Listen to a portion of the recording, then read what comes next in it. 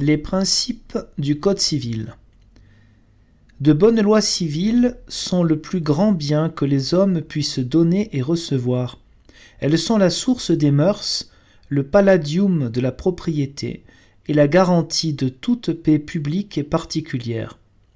Si elles ne fondent pas le gouvernement, elles le maintiennent. Elles modèrent la puissance et contribuent à la faire respecter, comme si elle était la justice même.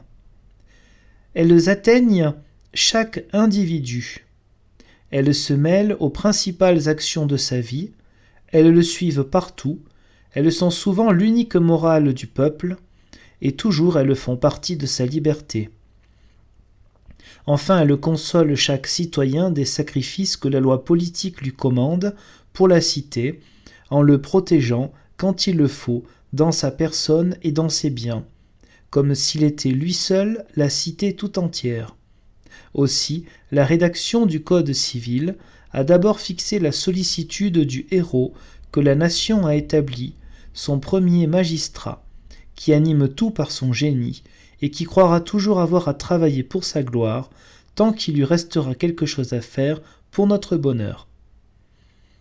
La France autrefois, divisée en pays coutumiers et en pays de droit écrit, était régie en partie par des coutumes et en partie par le droit écrit. Il y avait quelques ordonnances royales communes à tout l'Empire. Nous avons fait, s'il est permis de s'exprimer ainsi, une transaction entre le droit écrit et les coutumes, toutes les fois qu'il nous a été possible de concilier leurs dispositions, ou de modifier les unes par les autres, sans rompre l'unité du système et sans choquer l'esprit général. Il est utile de conserver tout ce qui n'est pas nécessaire de détruire. Les lois doivent ménager les habitudes quand ces habitudes ne sont pas des vices. On raisonne trop souvent comme si le genre humain finissait et commençait entre une génération et celle qui la remplace. Les générations en se succédant se mêlent, s'entrelacent et se confondent. Un législateur isolerait ses institutions de tout ce qui peut les naturaliser sur la terre, s'il n'observait avec soin les rapports naturels qui lient toujours, plus ou moins, le présent au passé et l'avenir au présent, et qui font qu'un peuple, à moins qu'il ne soit exterminé ou qu'il ne tombe dans une dégradation pire que l'anéantissement, ne cesse jamais, jusqu'à un certain point, de se ressembler à lui-même. Nous avons trop aimé dans nos temps modernes les changements et les réformes. Si en matière d'institutions et de lois, les siècles d'ignorance sont le théâtre des abus, les siècles de philosophie et de lumière ne sont que trop souvent le théâtre des excès. Telles sont les principales bases d'après lesquelles nous sommes partis dans la rédaction du projet de Code civil.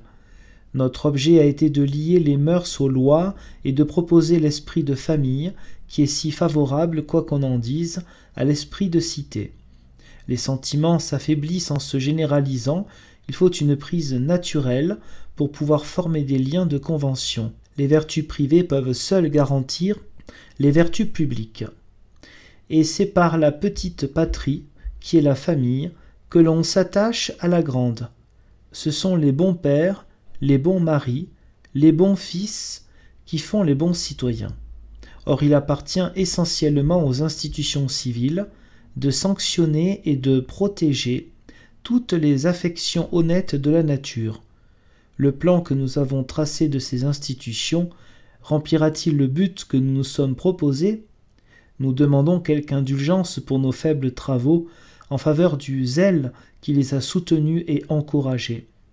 Nous resterons au-dessous, sans doute, des espérances honorables que l'on avait conçues du résultat de notre mission, mais ce qui nous console, c'est que nos erreurs ne sont point irréparables, une discussion solennelle, une discussion éclairée les corrigera, et la nation française, qui a su conquérir la liberté par les armes, saura la conserver et l'affermir par les lois.